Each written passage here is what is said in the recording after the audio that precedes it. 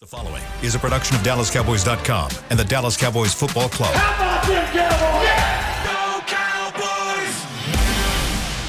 This is Talkin Cowboys. Streaming live from the Dallas Cowboys World Headquarters at the Star in Frisco. Pollard streaks in. Touchdown. Parsons has sacked it. Prescott keeps it, and he bangs it in for the touchdown. And now your hosts, Isaiah Stanback, Nick Harris, Josh Rodriguez, and Kyle Yeomans.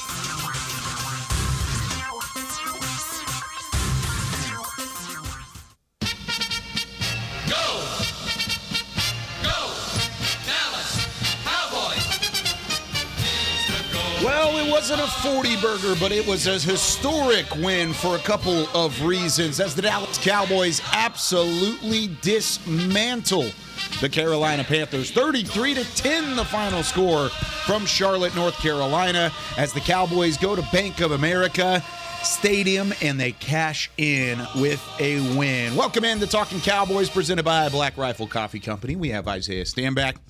We have Nick Harris. Chris Beam in the back. I'm Kyle Yeomans. Gentlemen, how we doing today on this Victory Monday? Hot fire Harris. Hot fire Harris. All right. You know what's funny? We were coming into the hotel in Charlotte.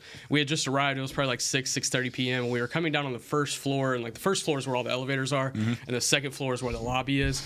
So there were a ton of fans that were kind of roped off, like on the lobby, looking down on like the players and all of us that were coming in. And I was coming in, and I had just happened to take my AirPods out because I needed to like get my room key or something. And I hear from all the way up top, "Hey Nick, how's your mouth feeling?" And I was like, I don't know who said that, but doing good. Appreciate it. So I love it. That's awesome. Yeah, it was funny, but Dude, that is unbelievable. I love that. that is pretty funny. That's dope. I showed. I went up to another Tulsa. state. Yeah.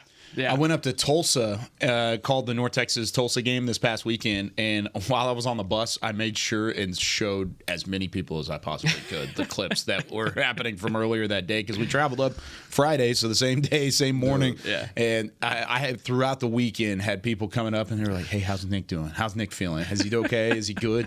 I was like, I keep checking in on him. I'm making sure he feels okay. You got fans everywhere. Yeah. Okay, I walked in the building this morning. Okay, security's like, "Man, I watched that, man. He's a beast, man. He pushed through that thing." I got people at my gym. They're all talking about you. So you have a whole new fan base. I don't know if that's a good or bad thing. So take everybody through what happened after the mics went off. Was it good? It wasn't bad. It really good. wasn't bad. Good. Yeah. I probably had like one little hiccup around like 2:30, 3 o'clock. Yep. Thanks for the baby wipes. Hey. Appreciate that, Isaiah. They came in clutch. Yeah. But The gentles. yeah, the gentles, the flushable gentles. Oh, crazy. All right, let's talk about this football game. Cowboys win 33-10. And one of our early text messages here comes from Terry in Fayetteville, North Carolina. He said, "Can y'all talk about the Cowboys fan takeover of the stadium yesterday?" He was there. He said at least 70-30 Cowboys. And that's what Nick Eatman was thinking was possible on our pregame show. I asked him a similar question. I was like, this seems different. I mean, y'all were driving into the stadium. There were Cowboys fans, Cowboys logos everywhere. You couldn't get away from the Star in Charlotte. Yeah, it honestly surprised me. By the way, shout out Fayetteville, North Carolina. I love that place. Yeah, it honestly surprised me. I figured it would be a Cowboys crowd, but I didn't expect it to be as bad as it was. And then, in the fourth quarter, everyone kind of left. So the stadium, I think there was like an aerial shot with like, gosh, I don't know, 4 or 5 minutes left whenever they were coming out of a break. And it was just empty in Bank of America Stadium. But I really enjoyed that stadium. There's nothing special to it, but it's just like Patrick Walker was talking about. It's just a nice ballpark, basically, But yeah, Cowboys fans, they came out in full force. We saw them driving in, and you would have thought it was in Arlington for sure. Yeah, shout out to and even Steve Williams says here in Charlotte, North Carolina, was at the game yesterday. It was a home game for sure. Let's talk about what the Cowboys did well, and they started defensively. That's what set the tone. I mean, you talk about Micah Parsons with the pressures early, third down sacks, 3 of them in the first half when Carolina maybe had an ounce of hope. That went away very quickly, and what they were able to take away defensively, Isaiah. I mean, it was back to the pass rush of old where teams want to throw the football. They probably shouldn't throw the football. Yeah, no, you probably shouldn't throw the football. Actually, they were running the ball relatively well, I thought. Yeah. I'm not sure why they abandoned that game plan. They were within 10 points, but they did, and that's their fault. And once they decided to drop back, this defensive line did what they do best, and that is pin their ears back and go get the quarterback. They were he was under duress the entire day. I mean, he's had a rough year, Bryce Young, that is, and it didn't get any better this past weekend. Obviously, Michael went off. Okay, he should have. I think he had finished with 2.5 sacks. I think Kurtz messed up his third sack by putting his fingertip on him and getting that half sack. But I think there were 6 different guys with sacks, if I'm correct, somewhere around there, and there were I don't even know how many pressures. I mean, it was out of the wazoo, but. It was a party in the backfield. It's kind of what you expected if they were in that passing situation. But there are definitely some things that have to get tightened up in terms of that run still. Every time we think that the running game is shored up, somebody who's determined to do so comes and kind of shows that you still have a couple weak spots there. And definitely with the opponents that you will have to face, you might want to tighten that down. Yeah, I think the fourth quarter made this a lot more digestible than it was looking to be going into the fourth, because you're going into that final frame at 17-10. They just cut it to a one-possession ball game. The offense has kind of stalled out a couple times. The run defense looks bad. And then they're able to drive down the field, get the Tony Pollard touchdown, which was huge, and then turn around right back and get the DaRon Bland pick 6. And then that was the ball game. That was the ball game. But yeah, I think without even one of those two things get a little dicey at times. What about the extended drives? I mean, yeah, so that 17-play, 70-yard drive in 9 minutes that cut it to one possession, like that was bad. It was 3 fourth down conversions. There was a lot going on that drive as well within the running game. They had 5 receptions to Adam Thielen on that drive, where he was going into that drive, I think, with only 2 or 3. So he really turned it on in that moment. But credit to the defense. They came back out and started pouncing on the ball, and DaRon Bland able to get the pick 6. And then I still haven't seen the replay on the fumble. Was it not jarred loose by the hit, because they didn't credit a forced fumble to anybody? Where at? This was the drive after the DaRon Bland pick 6 on the 3rd down, where Bryce Young was like escaping the pocket and came up and then fumbled the ball, and then Marquise Bell fell on it. Oh, yeah, I don't think they credited a fumble. Gotcha. Yeah, well, I don't know what regardless, just to be in there on Bryce that moment. Young faked it. He faked it out of his hand. Okay. So he was running, and he was acting like he was throwing it like back, like he was going to lateral someone, and he fakes it, and then when he brought it back, he lost it. Yeah, because at least in the stat column it says here he lost the fumble. It doesn't say that anybody forced it. Gotcha. It's like a Jameis Winston. And then Wilson recovered it. Yeah, very, very much so. But yeah, the fourth quarter it made this a lot more digestible than it was looking going into the fourth. Didn't love what I saw from the offense overall yesterday. You can tell that they're trying to be creative in the run game. You can tell, and I'm happy, because we were calling for that earlier in the year.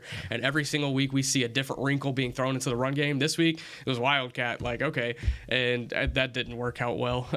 But they're getting more creative. The offensive line is getting more of a chemistry up front. I think that's starting to pave some lanes for Tony Pollard. I think that's going to be the biggest catalyst towards this running game getting figured out.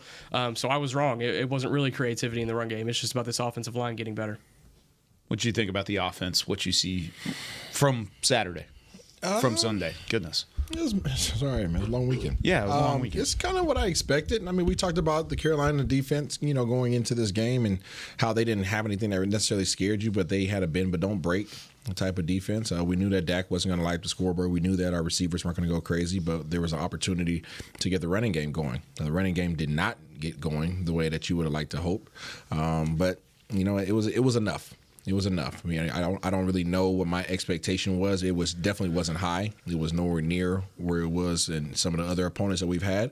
I think they were effective. My biggest thing is just don't turn it over. They didn't do that, and that's a win. Anytime the Cowboys can step on the field and not turn the ball over, Dak, facing one of his, I don't want to say arch nemesis, but like one of his areas that he has to address, which is zone defenses. Okay, and he was able to overcome that without having any major mistakes.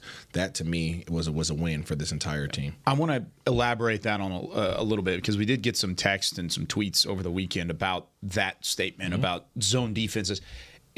Dak traditionally is graded very high against zone defenses, but what you're alluding to is whenever the decision-making results in turnovers. Correct, yeah. It's not he was 21 of 30 passing for a good percentage. No, 4 of his 6 turnovers, 4 of his 6 interceptions this year have come against zone coverage. Correct. And it's been like that in the past as well. Yeah, there's a history of that. I mean, understand this, people. I mean, I know when I make a statement, people can go back and say, "Oh, well, he throws against zone all the time." Yeah, absolutely. There's 2 different defenses. There's man and there's zone. So there's a lot more zones than there are man defenses in the league. So I'm not saying that he's not capable of throwing the ball effectively versus zone, but that's where he struggles, right? Because people are able to sneak in guys, or there's guys that he doesn't see, or people are able to run trap defenses and things of that nature. So that's the area that he has to continue to improve upon.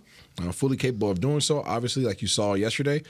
But he was able to overcome that hurdle, and I think that's major. It's not something that people are going to talk about, but that's something that I looked at and I was looking forward to, and he did a good job with it. And I think there was a couple opportunities for him to force some balls. Actually, he did force a couple that literally just lucked out, but that kind of that people won't really look at. But those are things that he has to look at and be like, no, don't go back that way. Yeah. Like keep making good decisions. 970, really good question here. Do you think the run game was affected by play calling? Pollard was running in terms of yards per carry pretty well throughout the day. I mean, that defensive line was doing a pretty good number. He was toting the rock. Yeah, he was toting the rock. 12 for 61, and that's 5.1 yards per carry. No, for sure. I mean, he had the touchdown. Yeah, he had a couple splashes. I mean, but he had 12 touches out the backfield, and I think he had another 5 in catches, if I remember correctly. So I think that they're going to continue to try to find ways to get creative. They did have some 2 big nasties on the inside that played better than I expected. I don't remember. Derek Brown was DB. He was a terror yesterday. Yeah. So I mean that caused some issues. I've got my film notes that I'll tweet out here in a little bit, and that's one of them. Zach Martin had some struggles at times against Derek Brown, which was a little shocking to me. The 21-yard touchdown really saved face for Tony Pollard's average. His first 3 carries went for 34 yards. His next 8 carries went for 6 yards. Okay. And then he had the 21-yard touchdown. What do you feel like plays into that? What plays into the bad average? The drop-off. The drop-off. The fact that it goes from very high to very low. Well, you had a couple of plays where the Wildcat kind of forced him back a little bit, and then can we throw that out of the playbook? I think it will. I don't think you need to ask for that. Okay. I think it will be. Sure. More so just not finding any holes up front and trying to run downhill. I can't really think off the top of my head. Again, I haven't gone back on film yet, but I can't think off the top of my head where he was allowed to get out in space on a consistent basis.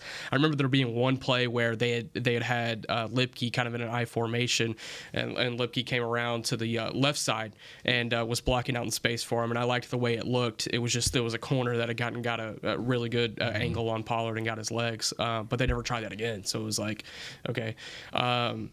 But overall, I think that 21-yard touchdown really saved face for Pollard and made his final day look better than it was. And I hate to say that because it's not like he had a bad day. It's just this is the same day we've been seeing all season for Pollard. Do you think he's getting enough touches? I honestly. I don't want him to get a lot of touches. Like I've never been that guy with Pollard. I like this distribution where Pollard has 12, Dowdle has 8, which a couple of those probably came after Cooper Rush came in. How many does Lipke need? 45. But I like the distribution there. I want to see those guys get put in better situations, in my opinion. Pollard's not a downhill guy, and I know we've seen even last year and at times this year and on the touchdown run where he's able to just kind of like squeeze between the tackles and weave around and get around guys, and I love seeing that from Pollard. But you're not going to get that on every play. You know, he's best outside and trying to find trying to find some action out in space, and I don't know. We just don't see that utilized enough as I would like to see. He had 12 carries, 4 receptions on 5 targets. So, I mean, targeted at least as the primary ball carrier on 17 of his 45 snaps. He came in averaging 18.5 touches per game, but he's seemingly touching the ball out the backfield running-wise about 12 times per game. That seems to be like their number that they're capping him at. It's like, oh, he got 12? All right, Rico, get in there. So I'm not sure if that's strategy or they're just kind of falling into that, but I don't think that he's going to find his groove the way that people want him to, only toting the rock 12 times. I just don't foresee it. Yeah. With that being said, the offense, I think it does leave much to be desired, and we'll talk about it a little bit as we go along. It wasn't the high-flying offense where the box score looks incredible and there's 640 yards like we've seen in some of the previous weeks. But it's still something that I think there were positives to take out of it, and we'll talk about that later in the week whenever we look ahead to the Thursday matchup with the Commanders. But I want to talk about this defense when we come back. Should DaRon Bland be in the Player of the Year conversation? I think so. Let's talk about it right after the break on Talkin Cowboys. Todd thought it would be secure to jog in the cheetah savanna. Todd believed the big cat repellent he bought online was reliable. And now, Todd is trying to be faster than this cheetah that can run 80 miles per hour. But the good news is, Todd has AT&T 5G that is fast, reliable, and secure. And he learned the best thing to do is stop running and toss her the backpack with the beef stew. AT&T 5G. Fast, reliable, secure. It's not complicated. 5G requires compatible plan and device. 5G may not be available in your area. See att.com/5G for you for details. Black Rifle Coffee Company serves premium coffee to people who love America. When you drink Black Rifle coffee, you are directly supporting veterans, law enforcement, and first responders in your community. Black Rifle's expert roasters love coffee almost as much as Texas loves football, so it makes sense that America's Coffee partnered with America's team. Go online at blackriflecoffee.com and fuel up with the official coffee of the Dallas Cowboys.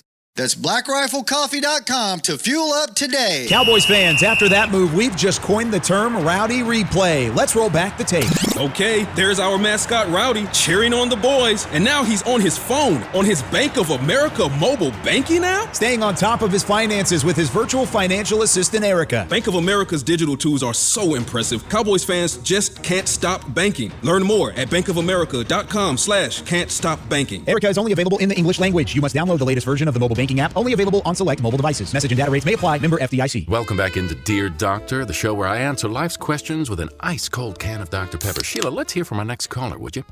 Dear Doctor, my friend supported me during a tough time, but what's the right gift that says, thanks for being a shoulder to cry on?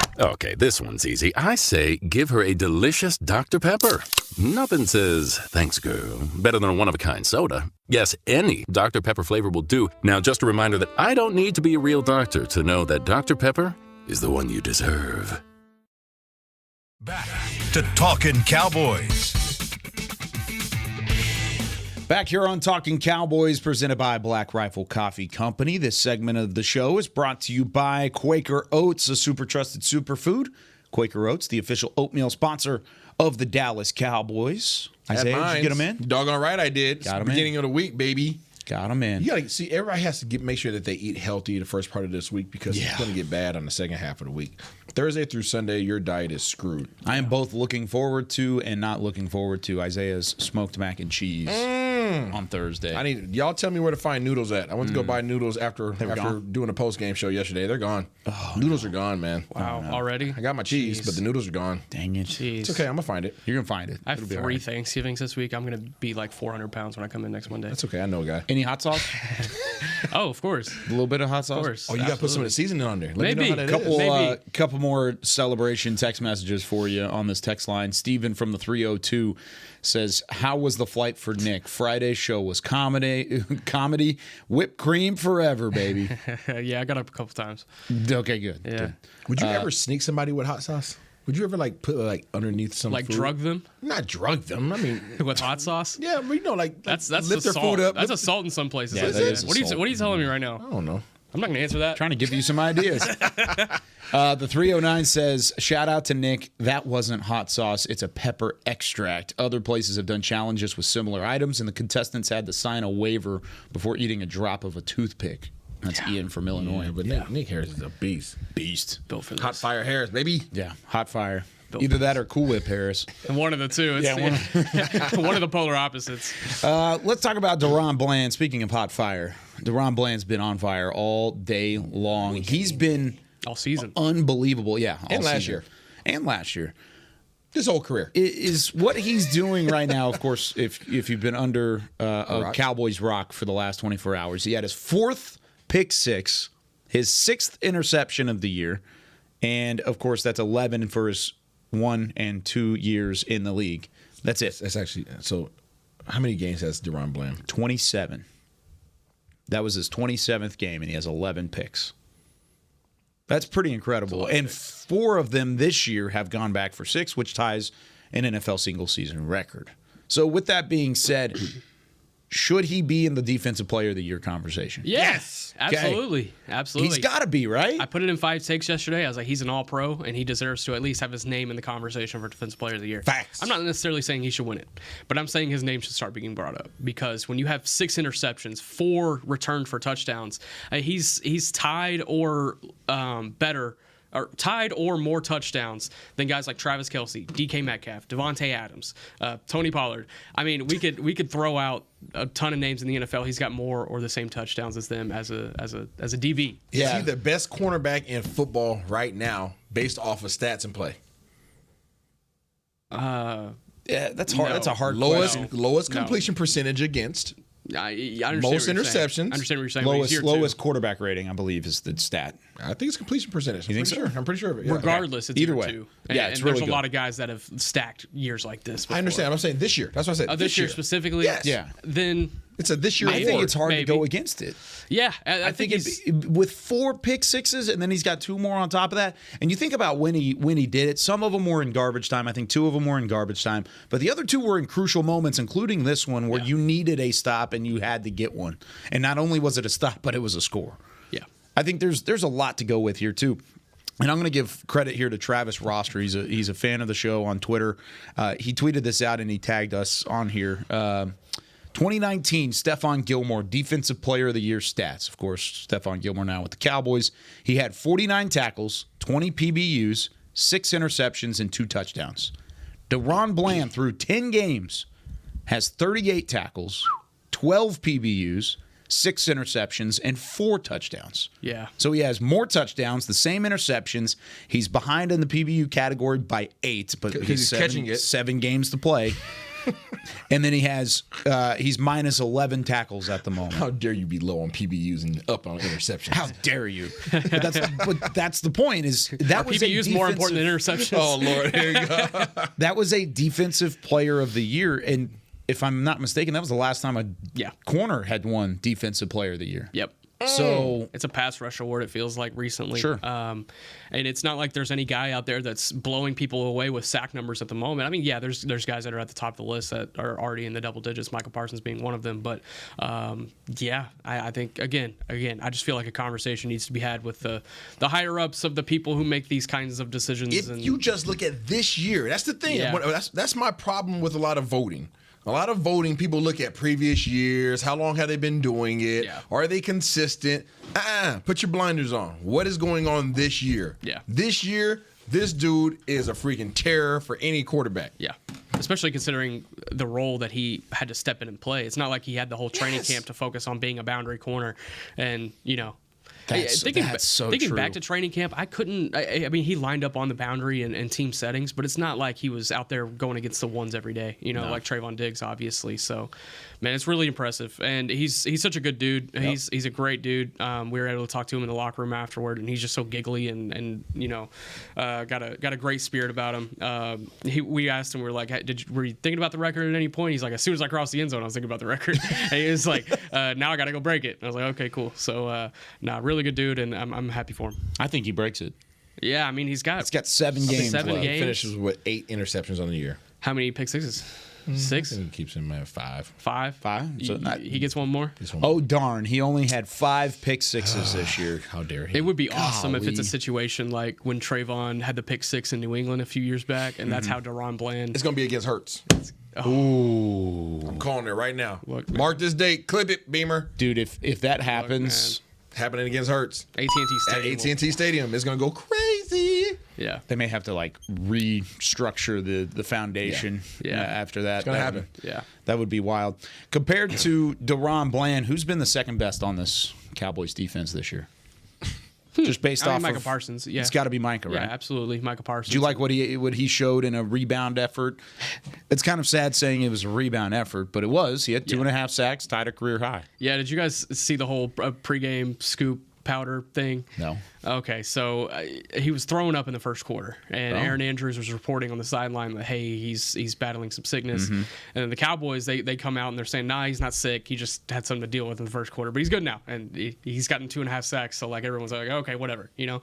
And so after the game, we asked him, we're like, hey, like, you all right? You know, what's going on? He's like, man, had some teammates that came up to me before we ran out onto the field. Was like, hey, try this C4 powder, pre-workout powder. I did see this report. He was like, oh, okay, I'll do it. So he takes a whole scoop dry, right? He washes it down with some water. He goes, man, this stuff is really strong. And he gets out on the field. He's like, by the 5th play, my heart is beating out of my chest. Like it feels like I'm about to explode. He's like, it's like I got CO2 bottled up inside of me. So he had to run off. He violently vomits on the sideline all that protein powder out. He does it twice. And he comes back on the field and gets 2 sacks in the first quarter. So we asked him, we're like, okay, so would you do it again if it means you get 3 sacks? And he was like, no, absolutely not. I'm sticking to my routine. He did joke later on. He was like, maybe half a scoop, but yeah, it was really funny. But it was a really good bounce back effort from him. Isaiah's a big pre-workout guy. I'm not a big pre-workout. I know you're not. Yeah, at all. Stuff is horrible for you. It's that bad. Stuff is so bad for you. I'm not going to say name brands because we're not sponsored here, but there is. I had teammates. Mark Colombo used to have. It's on brand. He had his very on brand. Colombo, I'd never forget. He used to drink this stuff, okay, and it was much stronger than what Michael Parsons just partook in. Okay, listen, this stuff he would drink half a bottle before the game and half a bottle at halftime, and it would have you jacked up. I'm talking about instantaneous, like you think you have 2 hearts. See, when I do that type of stuff, like whether it be like a pre-workout or if I just drink like a coffee that's too big. Honestly, we went to Black Rifle that day. That coffee was a little too big for me. The whole day I was just wired. I can't even think right. Yeah. Like I'm like, if I'm trying to do like, you know, pass protection sets while my mind's just, it would be a bad. I got banned for me drinking C4 or those. Banned? I got banned. What'd you do? Yeah, I went on air. Oh man. Is that our next bet? Do a half? Yeah. Do it an hour before the show. I would never let you do that. No, I'm not doing it. You do it house 1,000 times before I let you do that even once. I'm not doing that. Where does Bland play next year? Good question from Ron in Concord, California. No, I'm joking. Even if he isn't the original starter on the outside, should he stay on the outside going into next year? Next year. On the outside, on the boundary. Yes. With this current team, right, this current roster, he's still the starter on the outside. I don't see how you couldn't put him on the outside. Look, I get you. I feel you. I want Gilmore back. If you can get him back another year, he's playing really well. I mean, he's not playing like he's played at the best of his career, but his 90% is better than a lot of people's 100%. I'd say bring back Gilmore. I want to see a year with him and Trayvon, and then put DaRon Bland in at the nickel. You're locking everything down. Yeah. By the way, somebody else, I think they're just trying to make a point here. They said, Kyle, what exactly is garbage time? You mean other teams are getting beat? I'm not saying that I'm not discounting DaRon Bland having 4 pick sixes in the NFL. I mean, it's the NFL, and that's how it is. He said, but giving up so it shouldn't count. A win is a win, and an INT is an INT. I agree. That's the point. He has 4 interceptions. He needs to be Defensive Player of the Year. That's right. Return for a touchdown. That's 4 interceptions, right. Return for a touchdown. But toilet paper is not a baby wipe. It's not. It's not at all. They have the same job, but they don't have the same. But they don't have the same effectiveness. That's not the case. True. But wow. it doesn't matter. Very nice. My point in saying garbage time was that it doesn't matter when the time happens. It's a pick 6 in the NFL, and he has 4 of them. The argument I was saying was from somebody on the outside saying, "Oh, but he did it at late points in the game." No, that's dumb. It's a pick 6 against against NFL players, the best players in the world. Starters too. Yeah. Because even if it's garbage time, the other team ain't taking their starters out. Nope. In the games that DaRon Bland's having pick 6s. So really impressive what DaRon's been doing. Micah Parsons had a great day. The defense did what they needed to do to get it done. And it's one of those things where you don't want to get a false sense of confidence. I mean, we've talked about that already. These games are supposed to be wins. Thursday is supposed to be a win. Next Thursday arguably should be a win. But with that being said, have you been impressed enough with what you've seen these last 2 weeks, Isaiah, to say that they're trending in the right direction? They're trending in the right direction. Good. I'm not going to say that I'm impressed. This is the expectation. You have a really good roster. His front office has done a great job putting these guys in place. You have a really good coaching staff. Now it's just a matter of all those three things kind of meshing together, right? Front office, coaches, players, all those things come together, and now all of a sudden they're starting to become cohesive. People forget that just because Coach McCarthy has been here as a head coach, he has not been calling plays. So they're still figuring things out offensively. Him and Schottenheimer is learning how to work together in terms of play calling duties, in terms of having game plans, in terms of making adjustments on the fly, putting your players in position. What are your players comfortable with? What are they not comfortable with? What concepts work best out of what sets, personnel groups? All this stuff is free flowing. They're still figuring this stuff out, even though the people on the outside are like, well, the coaching staff is pretty much the same. It's not. Okay, these things are it's a fluid situation, and they're getting more confident. They're getting more comfortable. However, there's still things that they're figuring out. You saw them playing around with the Wildcat. Is this something that we can instill in our offense? Is that something we can have these guys do? Oh, didn't work out. Okay, cool. All right, cool. This is the game that we try that stuff. A game that we know that we could probably win.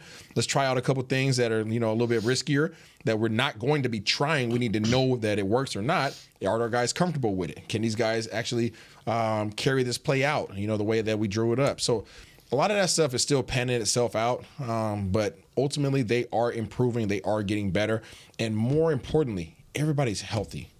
Yeah, that's the important. Like you're going through these games, you're learning a lot about yourself. You're getting these reps. You're getting film that you can go back and watch and coach and correct on, get graded on, and you're coming out healthy.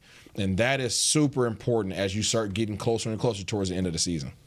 I was thinking about that yesterday whenever we were walking out of the stadium. I was like, I didn't hear from the press box guy many times last night whenever it's coming over, like saying so-and-so is questionable or whatever. I don't think he maybe said it on either side. That's and good. It was the same thing last week too. So, yeah, getting through this stretch and remaining healthy, that's obviously a big deal. It's a huge deal. And Dallas is not without their own fair share of injuries. We talked about it. Trayvon Diggs out. I mean, imagine Trayvon Diggs and DaRon Bland playing opposite of each other.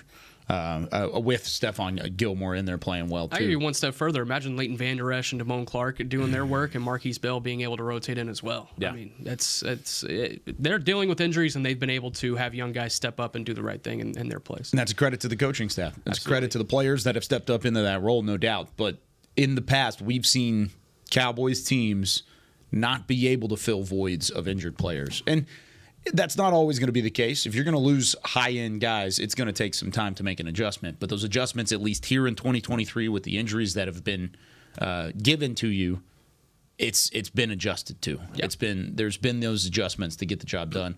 The Cowboys keep winning games. Now, got to keep taking care of business the way that they've been taking care of business against the Commanders this week. Short week on hand. A lot of games between these two. Yeah, a lot of games in a couple days. This is the 10 days, 2-game stretch, or 3 games and 11 days stretch. 3 and 12. 3 and 12. That's what it is. But yeah, lots here. This is the stretch where it's going to be tough to get through. All right, when we come back though, it's time for our smelly stickers segment. We got to get the helmet. We got to make sure and get it going. I got to run upstairs again. I was too busy getting breakfast and talking to Isaiah beforehand. He didn't remind me. You see what kind of friend we've got here? He didn't remind me because he wanted to do the timer. Deflecting blame. Wow. That's what it is. Yep. Sorry, guys. Yep. All right, here we go. We will see you in a couple moments here on Talking Cowboys. They say champions are remembered, but legends are never forgotten. United Ag & Turf offers a winning lineup of John Deere equipment built to tackle any challenge on and off the field. Legendary John Deere tractors, combines, residential mowers, commercial mowers, compact construction equipment, Gator utility vehicles, and a full line of golf and sports turf equipment. United Ag & Turf, the official Ag & Turf equipment supplier of the Dallas Cowboys. Visit UnitedAgAndTurf.com to find a location near you. Are you ready to take coffee off your grocery list forever? Black Rifle Coffee Club is here to help. As a coffee club member, you'll get your favorite coffees roasted, packaged, and shipped to your door free of charge on your preferred schedule. Set it, forget it, and never run low on coffee again. Members also get exclusive deals on coffee, products, and discounts from partner brands. Ease your mind and let Black Rifle worry about your coffee supply.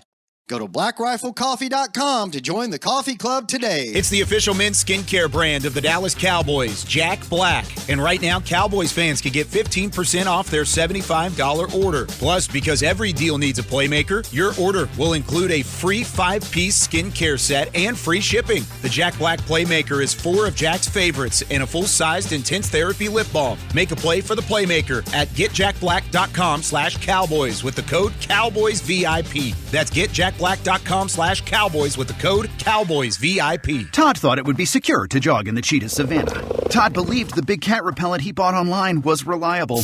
And now, Todd is trying to be faster than this cheetah that can run 80 miles per hour. But the good news is, Todd has AT&T 5G that is fast, reliable, and secure.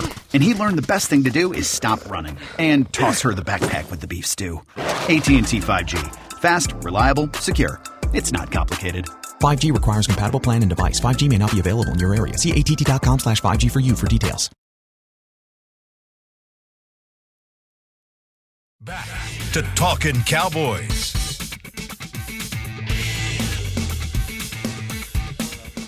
Back here on Talkin Cowboys, presented by Black Rifle Coffee Company. What are you laughing at? He sounded like Zion in that interview a couple weeks ago. Did y'all see that? Yes, I did see that. That was bad.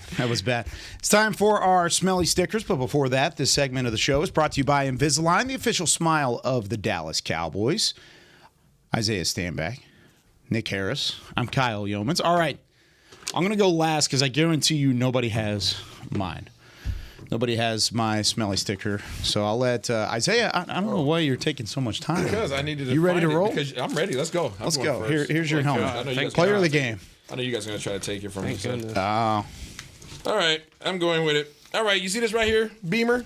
Can't really zoom in on that. That's a little pineapple. It's a tiny one. It's a little tiny pineapple. Okay, a little poof on the head. Okay, a little Jerry curl up there. Okay, standing on 4 books. What's the significance of the 4 books there?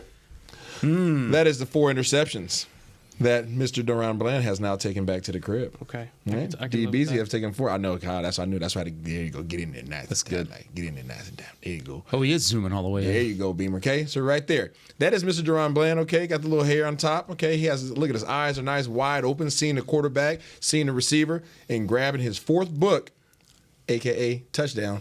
Running that thing back. He is an absolute beast. He's an absolute dog. We just finished talking about him. 6 on the season, 4 touchdowns ran back.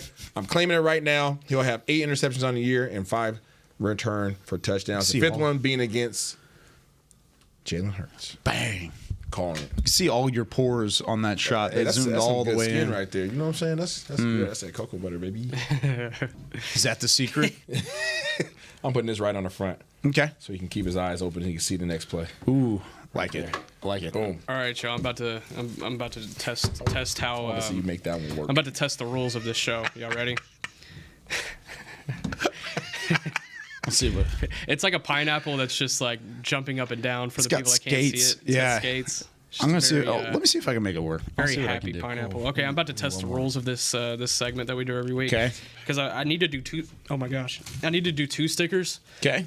So you got a strawberry here, and then you got a strawberry, and then a strawberry cut in half. So I'm gonna put it on. I'm gonna make it like 1. Okay. Okay. To make 2.5 strawberries. Okay. For the 2.5 sacks that Micah Parsons had. On 2.5 strawberries. I'm going to test the rules. I'm going to test the rules. That was good. Thanks. I thought you were going to say something that was going to get us fired or something like that. Oh, no. Well, if that was going to happen, it was going to happen on Friday. I was about to say after Friday, we need to be really tame around here. I think we gotta tread lightly for the next couple weeks. All right. More, Kyle, after you're done. You've got what? I have one more. You got one more? Yep. It's an I might have exception one to the more rule too. All right. You gonna save one from Matt? This is the one. Yeah, I know. Yeah, we're gonna just take all the stickers. This is the one Isaiah wanted to try and make work. It is a pineapple with a purse. Immersed. Immerse. With its eyes closed and it's skating, and it looks very. Oh man, this is gonna be good. Clip it. I don't know. It almost looks like whatever the pineapple is leaping, is what it looks like. And I'm gonna give this to Luke Schoonmaker because he leapt at the goal line and made the grab into double coverage and had a phenomenal touchdown grab right up the sideline. There have been some drops from the tight end this year. There have been some drops, and especially on a play like that goes over the top. He went up and got it. I'm gonna tell Luke. And that is Luke Schoonmaker. I will give it to Luke though. That was a heck of a catch, and that's a catch he has not made this year. Correct. And he has had an opportunity. He went up and got it. I don't know what it is with those tight end seams that Dak just dots every single time, but God, they're amazing. He's confident in that throw. He is. He's really confident is. in it. And Luke went up and got it. He was just skating down there. He just leapt up there. Oh man, got it done. How much credit of that do you think is given to Dak having Jason Witten and Dalton Schultz to start his career? I think a significant amount. Yeah. I think the safety blanket that has been built in Dak's head. I don't know what's going on here. Beamer, bring it in. Is due to because he's had some really good tight ends in the past. Yeah. Okay. Yeah. This one right here. What is? This is the MVP of the week. Looks angry. This is the MVP of the week right here. It looks heated. DaRon Bland had a heck of a game. Okay, had an interception, ran back for a touchdown. Micah Parsons had 2.5 sacks. Okay, Tony Pollard scored a touchdown. I think I know where this is going. Mm-hmm. But you see this face right here? This face looks like something's hot. Hot fire. Hot hairs. Right here. Right. Put it right in the middle. Thanks, guys. Right there on the stripe. Fire hairs right there. I agree. No, put it on the stripe. Oh, you want Put it next to Kyle's on the back. Oh, no, right Put it next to mine on the back. Actually, I'll take that. You got the front right there. Look at zoom. Look Look at that. That's a good spot. at that right there. Beam Hot right fire. there. Hot fire hairs right there. Going I'll take right that. through hot the gotta teeth of smell the these things. defense. Let's fire go. hairs. That is. Oh, yeah. That's your first smelly sticker. Let's go, Hold baby. on, dude. Come on. It's well earned. What a game. It was well earned. Also, before we get out of here, I think we would be remiss if we didn't talk about the historic moment that happened pregame. Oh, there's something that happened? Yeah. Jimmy Johnson headed into the Ring of Honor. How about that? Jerry Jones making that announcement before kickoff, and then they had the press conference that ran into kickoff for a little bit. But Jimmy Johnson going into the Ring of Honor, and I think a lot of Cowboys fans out there never thought this day would come, but it is here, and it's really cool to see. Yeah, can we talk about? Do we have some time to talk about we've it? got for a time. moment? Yeah. So before the game, this is about an hour before kickoff, and we had known that Jerry and Jimmy were in the building together. I was down on the field, just kind of watching Jerry and Jimmy have a conversation. Did your antennas go up when you saw Mr. Johnson in the building? Yeah, I mean, not necessarily that like it was happening today, but I was like, I was thinking in the back of my head, like as they showed up together, Jeff Kolb from Fox 4 posted them a video of him walking in with Jimmy into the stadium. And I was like, okay, this is going to happen eventually. Like, they've had too many conversations recently, public appearances together, the Chargers game being the biggest one. And they walk out on the field and they're greeting people and blah, blah, blah. Waving to the crowd. And they're talking to a lot of people from the Panthers ownership. And I'm like, this is just kind of odd. And I don't know. Me not thinking anything of it. Like, maybe it's just, owners talking and Jimmy happened to be there. But Jimmy's, like, involved in these conversations, like, super. And it looks like they're having, like, intense conversation. It's not, like, fiery. It just looks like they're trying to work things out. And I'm like, okay, whatever. Again, not paying it much mind. There was a lot of stuff going on pregame. And then I get a text like, hey, there's going to be a press conference at 12:40, and it's 20 minutes before kickoff. And I was like, oh, it's happening today? Wow, that's kind of crazy.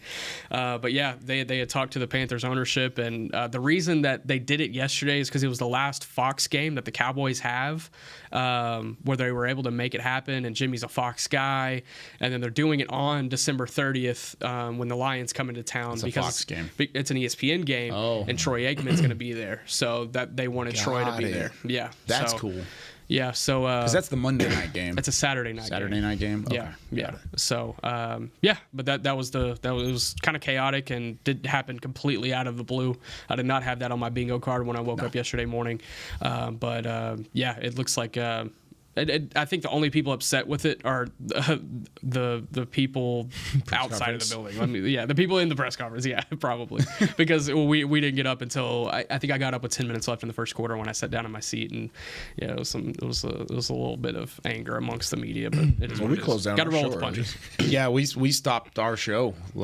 We were told 10 or 11:40 is when they were going to start, so we shut it down at 11:38, I think, and then right after we shut it down, they went on Fox at 11:40. They didn't do a press conference at 11:40, and they went on Fox, and it was a really cool moment. I mean, we were huddled around a smaller monitor in our control room, and Nate Newton was there. Of course, Nate was coached by Jimmy, and Jimmy's had a big impact on Nate throughout the years, and so getting to hang out with Nate during that moment was really cool, and got to see the reaction of all the Cowboys fans that work in our control room and got to share that moment together. It was cool.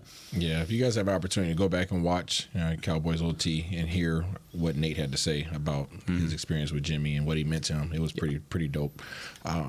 I don't have a lot. Obviously, I wasn't around during that time. I think it's pretty dope that hearing some of the backstories that they both had in terms of how they started, how much trust they both had in each other, the risk that they both took, with each other. I think that's amazing to hear those stories, those origin stories, and see where they're at now. See the success they were able to have together. People go through relationships, always go through pitfalls and hurdles and hoops and everything else, and to see them come back together and them both still be around to have this moment together. Let's be realistic. They're both up there in age, so having that opportunity to do that together, I think is huge. Kind of bury the hatchet in some sort, but I just think it's dope. I think it's an amazing story. I learned a lot in just a little bit of time that Mr. Jones was talking in terms of how they got going, how they met in college. I had no idea. I had no idea that he was a personal guarantor on his check. I had no idea that Jimmy just said, "Hey, as long as you don't pay me less than what I've been making, just we'll work it out." Like that. That stuff is all dope. It just lets you know that everybody was on board and what it really took to get this organization going in the right direction. I just think it's absolutely amazing. But Beamer, did you ever think that you were going to see it? Did I think I was ever going to see the day? Yes. Yeah. Yeah. Probably because, the way Jerry has been over the years, like loosening it up a little bit, what I'm saying? And we heard it a couple weeks ago. Actually, we kind of knew it a couple weeks ago because they sat down and talked. So, yeah. That's awesome. But, yeah. But, it's funny because like you're saying about Jimmy and Jerry when they went to school together, that, they were roommates because Johnson and Jones are right next to each other in alphabetical order. So that's why they were roommates in college. That is fascinating for the football team. So that's how they basically got together. So awesome, and kind of like how what you were saying, like relationships go like this all the time, and a lot of times some of them, especially the highly valued friendships and highly valued relationships, they take the biggest pitfall. Yeah. And this was a high value relationship. I mean, the two of the top guys in their business that were friends in college that worked up through the ranks together. And then whenever they had the falling out, they had about as deep of a falling out as they did the growth together. Right. And so to see them be able to repair that in a timely manner, to be able to get this to happen, it really is a cool moment. It was cool yesterday getting to hear that. And we were on the pregame show when we were getting the information and we were kind of feeding it through. It was a bit of a scramble, but it was worth it. It was really a fun day. So Cowboys Nation, I know, is very happy to see Jimmy Johnson. He's uber deserving, and that's no doubt about it. And so the fact that he's heading into the Ring of Honor, that's going to be a really, really cool special day on December 30th. And we're gonna make sure Nate Newton's in the building for that one too. Nice. We're gonna make sure he's there for that one. So, all right, that does it for us here today on Talking Cowboys. We'll be back tomorrow. It's a Talking Tuesday. We're also going to preview the matchup with the Commanders because it is a short week. Can't dwell on this win for very long. Got to look ahead to the Washington Commanders. Yeah, just 3 shows this week: Monday, Tuesday, Wednesday, and none on Thursday or Friday. So plan accordingly. Plan accordingly. Monday, Tuesday, Wednesday, and then enjoy your Thanksgiving holidays on Thursday and Friday with some Cowboys football. And then we'll be back Monday as well. For Chris Beam, Isaiah Stanback, for Nick Harris, I'm Kyle Yeoman saying so long from the Star in Frisco. We'll see you tomorrow on Talking Cowboys. This has been a production of DallasCowboys.com and the Dallas Cowboys Football Club. How about this, Cowboys?